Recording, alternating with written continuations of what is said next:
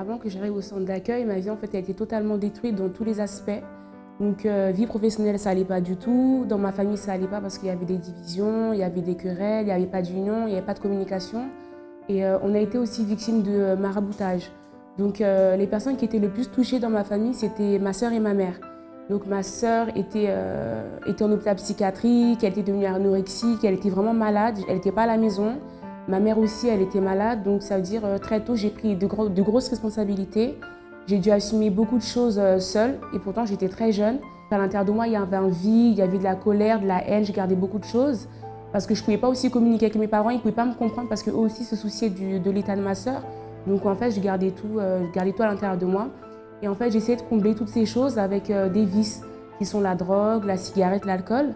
Ces choses en fait me détruisaient plus qu'arranger les choses en fait. J'ai commencé à fumer, à me droguer, je commençais vraiment à devenir faible en fait. Même à l'école, ça n'allait pas par rapport à ça en fait. Parce que voilà, j'allais à l'école, j'étais pas dans un état normal. On avait beaucoup de cauchemars, on voyait beaucoup de choses, même chez moi, on voyait des personnes, on voyait en fait des ombres, on entendait des bruits, il y avait des choses bizarres qui se passaient chez moi, des choses qu'en fait on ne comprenait pas. On savait qu'il y avait quelque chose mais on ne comprenait pas et voilà, on voyait des choses, ma sœur elle voyait du sang à la maison, elle voyait des personnes, même le soir on voyait des choses bizarres, enfin c'était comme dans un film d'horreur mais voilà, c'était vraiment réel en fait. En voyant toutes ces situations-là, on a aussi cherché une solution, mais pas la bonne. On a essayé de trouver une solution en allant justement chez des marabouts pour voir si on pouvait trouver la solution, mais on s'est lavé avec des choses, on a eu des choses à la maison, rien n'a marché, là, ça fait que s'empirer. Et puis, certes, il y avait des divisions, il y avait des querelles dans ma famille, mais le moment où je me suis séparée de ma sœur, qu'elle allait en hôpital, même la voir dans cet état-là, c'est ça en fait qui était le plus difficile pour moi. Je demandais vraiment pourquoi, j'essayais de me poser des questions, mais je ne trouvais pas en fait de réponse. J'ai pensé au suicide parce qu'il y a un moment, j'en pouvais plus. Je voyais vraiment que quand j'étais en dehors, j'étais bien, mais en rentrant chez moi, tout venait, il y avait des problèmes, des pensées qui venaient. Et bien sûr que j'ai pensé à ça, mais je n'avais pas le courage en fait de le faire. En fait, j'ai connu le centre d'accueil à travers l'ami de mon frère. Donc en fait, avec toutes ces situations-là, on cherchait en fait une solution ailleurs. En fait, ma mère, elle pensait toujours qu'il fallait une église, mais en fait, on a fait beaucoup d'églises et on voyait pas quelque chose de différent en fait. On voyait pas l'évolution en fait dans nos vies par rapport à nos soucis, nos problèmes. Donc, on a été invités par l'ami de mon petit frère. Là, j'ai commencé à écouter la parole, à venir aux chaînes de prière. On a commencé à comprendre les choses, à voir qu'il y avait toujours un espoir en fait pour moi et ma famille, que voilà, que c'était pas ça que Dieu voulait pour moi. Donc j'ai commencé à comprendre, à mettre en pratique petit à petit, ça a été très difficile. Un dimanche, on nous a parlé en fait de la campagne d'Israël. C'était plus une opportunité pour que notre vie soit vraiment transformée, que les choses les plus difficiles viennent à changer. Moi, je voulais vraiment faire cette transformation déjà intérieure avec moi-même et avec ma famille aussi. Et la première campagne d'Israël, je l'ai fait pour moi-même, pour ma délivrance, pour que vraiment je sois libre, que Dieu me donne la force d'abandonner tous ces vices. J'ai essayé d'arrêter, mais j'étais vraiment accro, c'était dans mon sang. Je pensais au suicide, j'avais que de la négativité, j'étais pas bien à l'intérieur de moi quand j'étais seule. Petit à petit, j'ai commencé à avoir des transformations, j'ai commencé à avoir des changements dans mon caractère, même de mon intérieur, je me sentais mieux. J'avais la force justement, j'ai totalement en fait arrêté les vices, la cigarette, l'alcool, voilà, la drogue. J'ai tout arrêté. J'ai plus de la tristesse, j'ai plus d'angoisse, de peur, j'ai plus de colère, j'ai plus de haine. Je suis vraiment en fait libre de moi-même. Mon intérieur a changé, ma famille a été transformée, ma sœur a été guérie, ma mère a été guérie. Entre nous, maintenant, il y a la communion, il y a la communication, il y a l'entente. Voilà, il y a l'union tout simplement. Je suis bien avec ma famille, on est bien, on s'entend bien. Le centre d'accueil, pour moi, c'est là où en fait, j'ai appris à vivre, quoi. Parce qu'avant, c'était pas la vie, je vivais pas en fait. Et c'est là en fait que c'est comme si j'avais retrouvé le souffle de vie vraiment. C'est ici que j'ai appris à me connaître, c'est ici que j'ai grandi, c'est ici que j'ai appris beaucoup de choses, c'est ici que je me suis rapprochée de Dieu tout simplement. Bonjour chers amis, soyez tous le bienvenus dans votre émission France en direct. Chers amis, peut-être vous qui participez de cette émission, vous êtes quelqu'un que vous trouvez désespéré. Vous êtes une personne qui avait déjà cherché la solution en temps d'endroit, mais votre situation, elle est en train de s'empirer.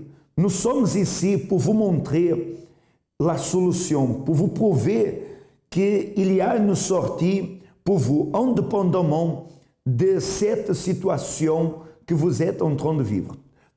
Peut-être que vous êtes en train de poser la question, mais Armando, comment? J'ai déjà cherché la solution à travers la science, la médecine, à travers l'occultisme, mais rien s'est passé dans ma vie.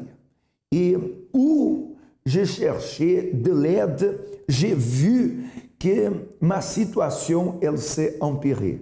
Nous allons vous demander de faire quelque chose qui sûrement va vous amener à surpasser ce problème que vous êtes en train de traverser. Si vous êtes une personne angoissée, vous n'arrivez plus à faire du progrès dans votre vie, rien ne marche pour vous, vous sentez que vous êtes victime de jalousie, qu'il y a une malédiction dans votre vie, alors sachez, cette émission, elle est faite pour vous donner la direction pour que vous veniez avoir une vie complètement différente de celle que vous êtes en train de vivre. Nous allons maintenant savoir comment était la vie de Daniel.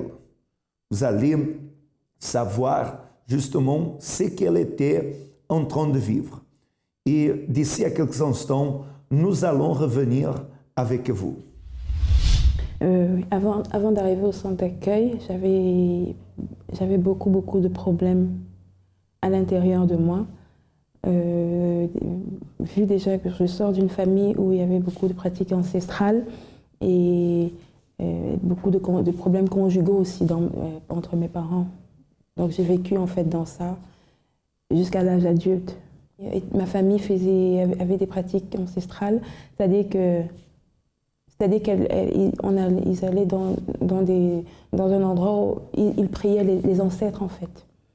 Ils priaient les ancêtres avec les crânes, des crânes des ancêtres. Ils priaient et on versait de l'huile par-dessus et voilà. Et c'est eux qu'on invoquait pour la prospérité, pour la guérison. J'ai été victime et justement dans tout ça, j'ai pu être victime d'abus avec un voisin, quelqu'un qui habitait juste à côté de chez moi. J'avais je pense, 4 ans. Et oui, j'avais 4 ans.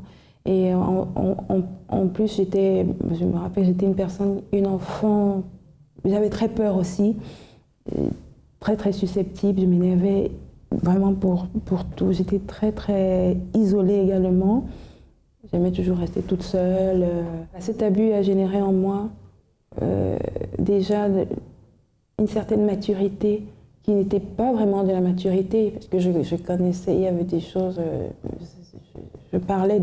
j'arrivais à parler des choses d'adultes avec des personnes adultes, plus âgées que moi. Donc j'avais plus, j'ai pris conscience des choses, des choses vraiment, des choses d'adultes étant encore toute petite en fait. En grandissant, j'avais de la haine dans mon cœur envers les hommes. Déjà envers les hommes et aussi envers mon père par rapport aux problèmes que ma mère subissait. Donc tout ça s'était ajouté en moi et vraiment je voulais rien entendre par rapport à mon père, rien entendre par rapport à la famille de mon père également. Au fond de moi, mon père me manquait quand même. Au fond de moi, mon père me manquait énormément, mais je ne savais pas vraiment comment aimer les personnes. Et j'étais juste là, j'étais pas agréable du tout, en fait, envers les gens. Ni envers moi-même, que je ne m'aimais pas. Déjà, j'avais très peur, je faisais pipi partout, à l'école, voilà. J'étais pas agréable, en fait, même pour moi. Donc, j'avais pas du tout confiance en moi. pas du tout confiance en moi. À l'école surtout, j'avais très peur des autres, très peur de tout en fait. Je parlais à personne, j'avais pas le courage de parler, de me lever et de dire quelque chose. Je tremblais, bref, je n'avais pas confiance en moi, rien du tout. Et ce qui fait que je ne produisais pas grand-chose. Et même cela a joué énormément dans mes études, puisque j'ai eu beaucoup d'échecs. C'est vrai qu'à la fin, j'ai pu avoir un diplôme, un baccalauréat, mais je ne suis pas à mesure de dire comment j'ai fait pour l'avoir. Le moment le plus difficile, ça a été quand je voyais ma mère souffrir à la maison. Moi, je voulais la défendre et je n'y arrivais pas en fait. Donc, c'est quelque chose que j'ai très mal vécu aussi. Voyez la situation que Danielle elle se trouvait, victime de viol, déjà à l'âge de 4 ans, rempli de problèmes antérieurs.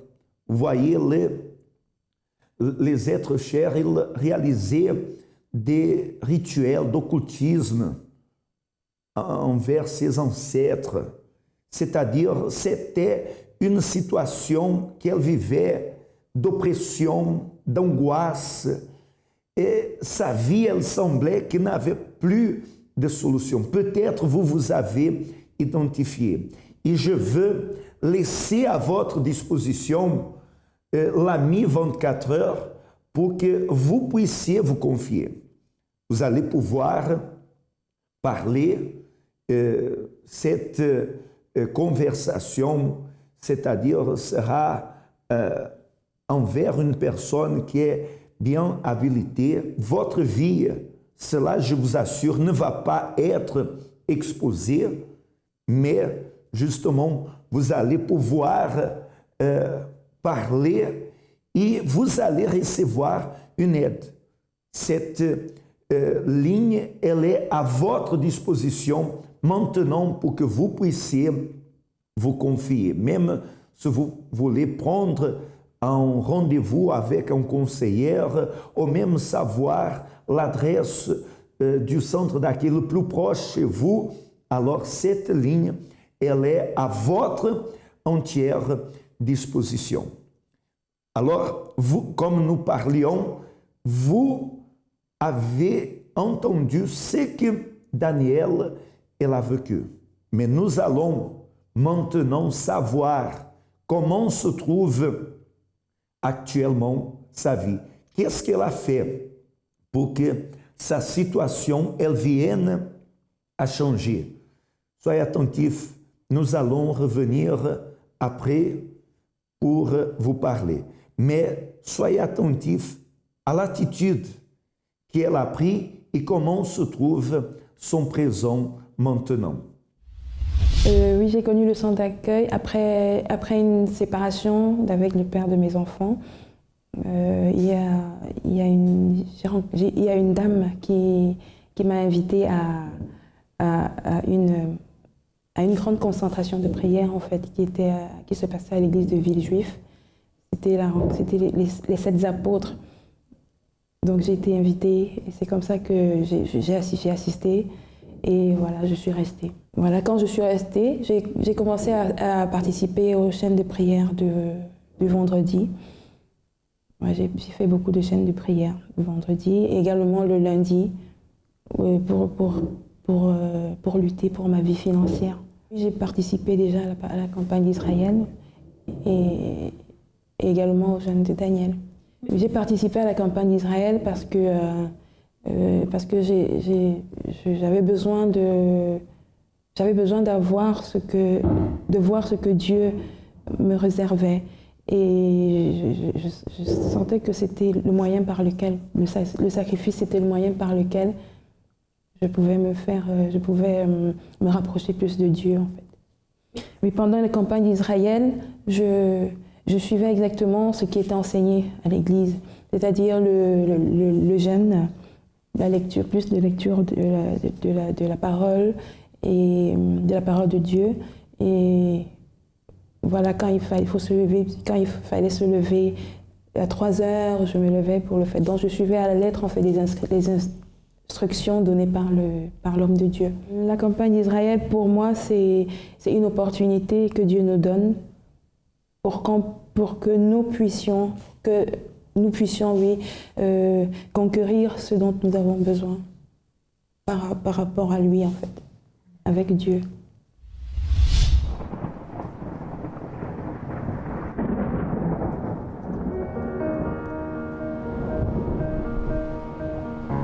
Dans la vie, il est très facile de perdre espoir. Nous nous éloignons de la bonne direction et abandonnons même les rêves que nous pensions un jour pouvoir atteindre. Un jour, éventuellement, nous finissons par nous trouver face à une situation pour laquelle nous n'avons aucune expérience. À ce moment, de nombreuses questions nous viennent en tête. Est-ce que ça vaut la peine de continuer? Pourquoi rien ne marche dans ma vie? Est-ce mon destin? Votre destin est le résultat de vos décisions et attitudes. Décidez de venir au centre d'accueil, où à travers des conférences intelligentes, nous vous aiderons à reconstruire votre espérance et changer votre futur par la même occasion. Centre d'accueil. Définissez aujourd'hui ce que vous voulez vivre demain.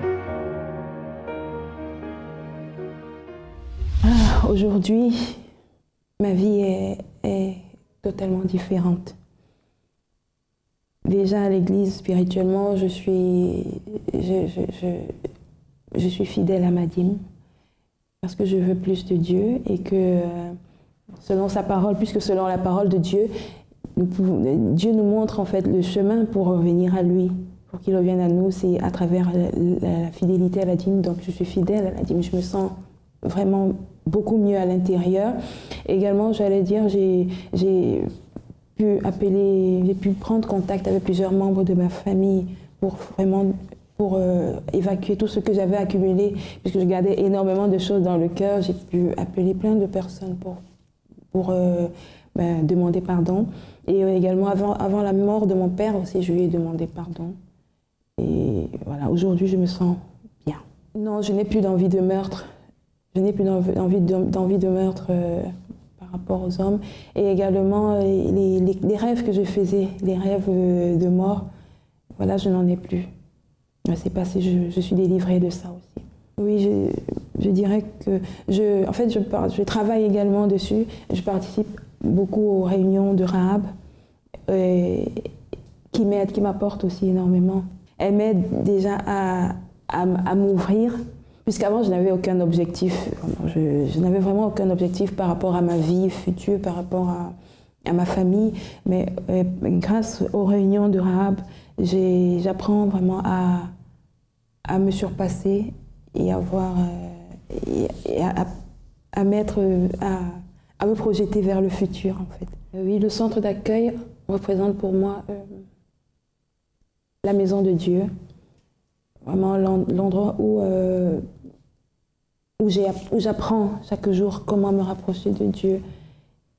Et voilà, je me sens bien au centre d'accueil.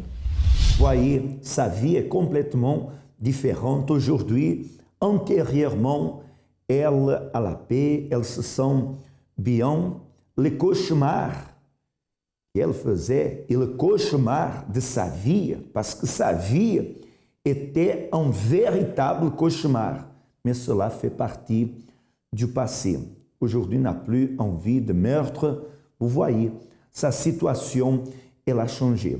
Et c'est ça qui va se produire dans votre vie ce vendredi.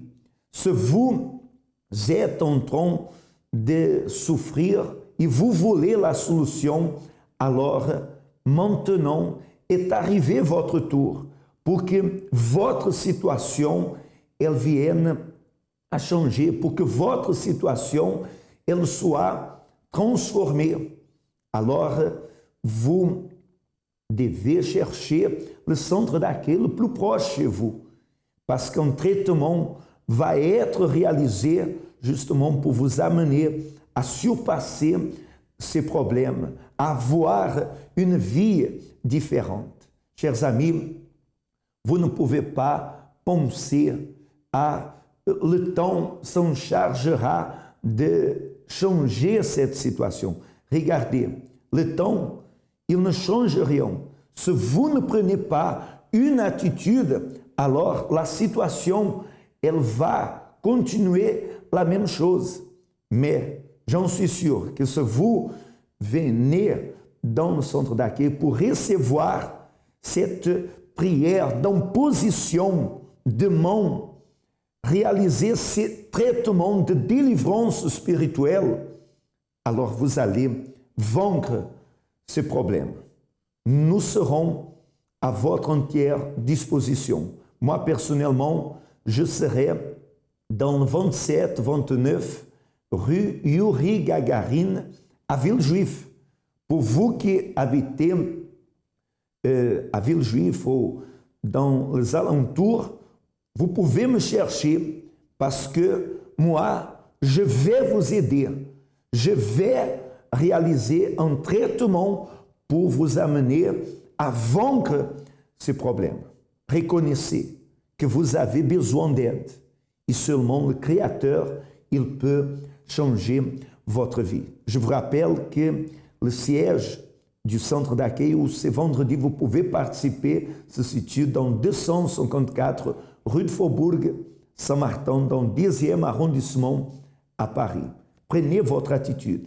J'en suis sûr que votre vie, elle va être transformée.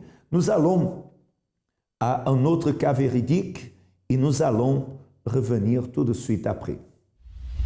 Aurélie, ça fait combien de temps que vous êtes au centre d'accueil universel? Ça fait 5 ans et demi. 5 ans et demi. Oui.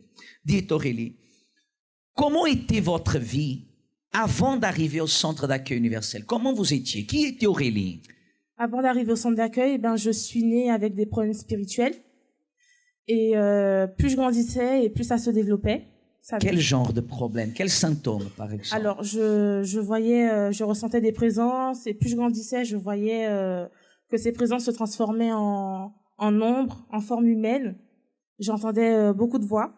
J'arrivais aussi, je faisais beaucoup de rêves prémonitoires, mais c'était toujours des choses négatives. Je ressentais des choses qui pouvaient arriver si quelque chose pouvait tomber sur quelqu'un, je pouvais le ressentir. J'arrivais aussi à connaître la vie de n'importe qui, même quelqu'un qui passait dans la rue. Je connaissais toutes ces choses, mais je me sentais pas bien parce que je n'appréciais pas, en fait. Ça a duré combien de temps? Ça a duré jusqu'à ce que je vienne au centre d'accueil. Oui. En plus de tout cela, j'ai été victime de sorcellerie à l'âge de 8 ans.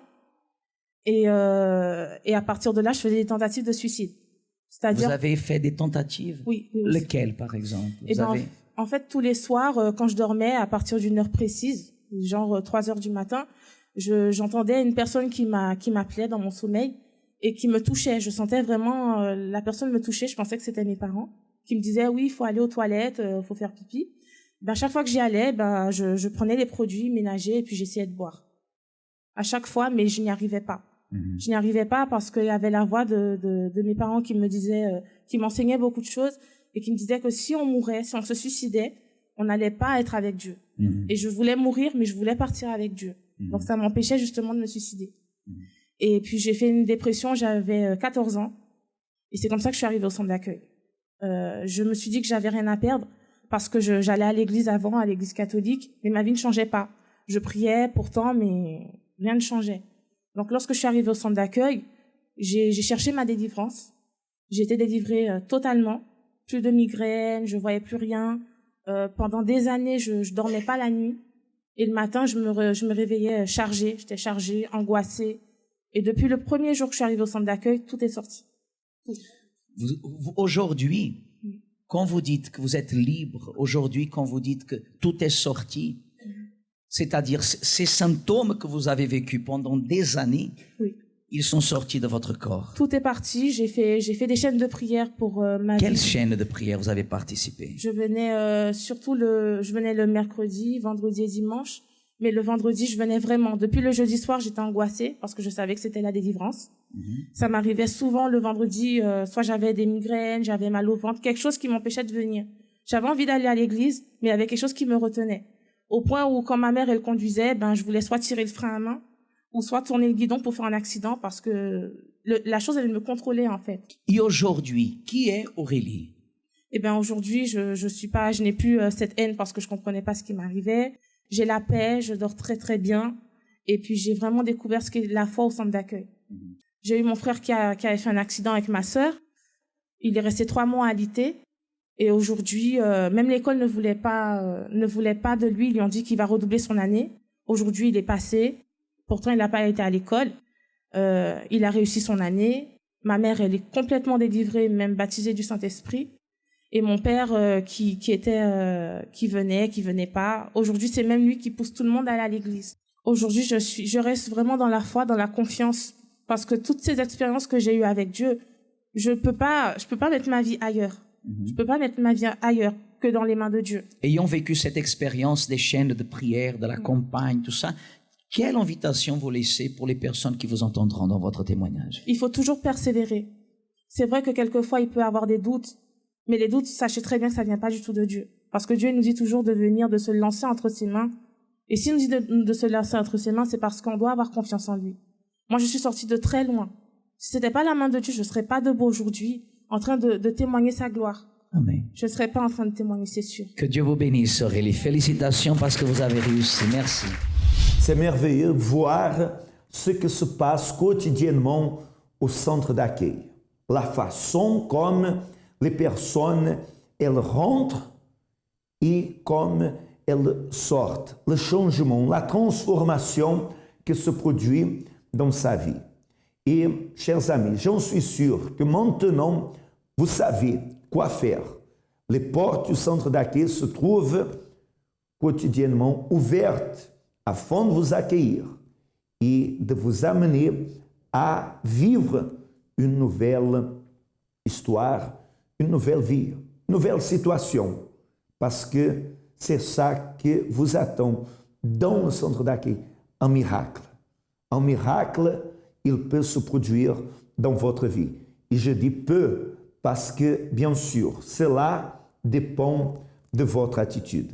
Je vous rappelle que ce dimanche, nous serons en train de réaliser une intercession en faveur de la famille, pour la protection de la famille.